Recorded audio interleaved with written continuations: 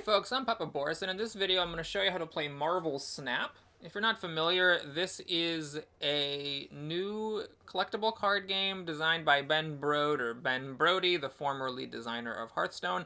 I've played a lot of collectible card games, and this is a good one, so I'm excited to show you how to play it. This is early access, so just to keep in mind, anything and everything might change. The farther in the future that you're watching this, the more likely it is that things have changed. Okay, so the way that this game works is that you have a deck. Your deck consists of just 12 cards.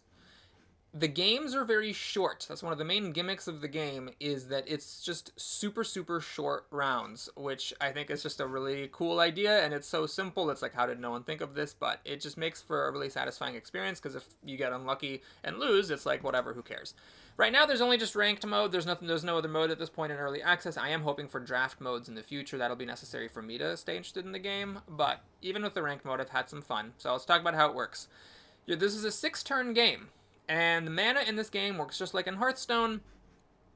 You get 1 energy on turn 1, 2 energy on turn 2, 3 energy on turn 3, and so on, and after turn 6, the game ends. Every card has 2 stats. Up in the upper left is the energy cost. It's how much energy the card costs to play. In the upper right, this is the power value.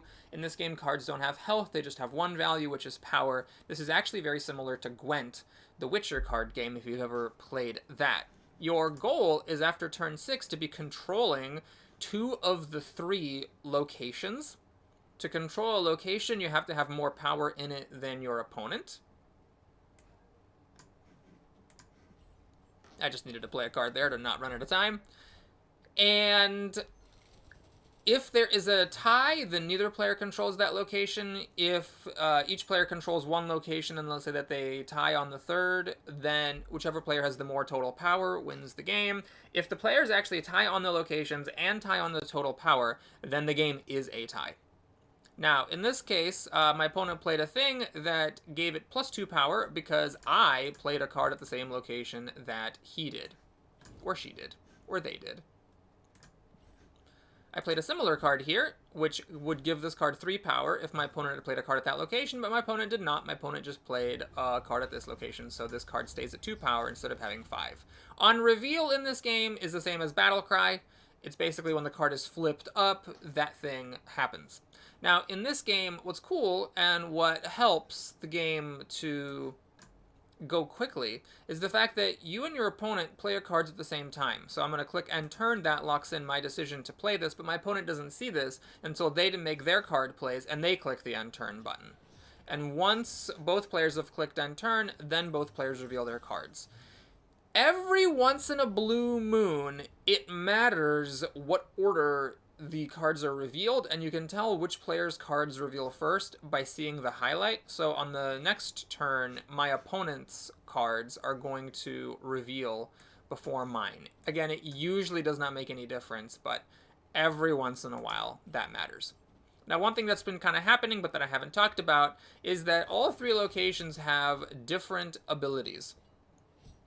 So in this case, we happen to get, cards are more expensive on turn 5, everybody's deck is full of rocks, and cheap cards can't be played in this particular spot. But that's not necessarily going to be the case. In fact, there are lots of different types of locations in the game, and you will see very different ones. Some of them are minor, some of them are very, very significant, and so that creates a lot of replayability for this very short game. Now, the last thing I want to talk about is the cubes. So one thing that's really cool about this game is that you can actually control how fast you climb up the ranks as you play in the ranked mode. So by default, when you win a game, you get 2 cubes and your opponent loses 2 cubes.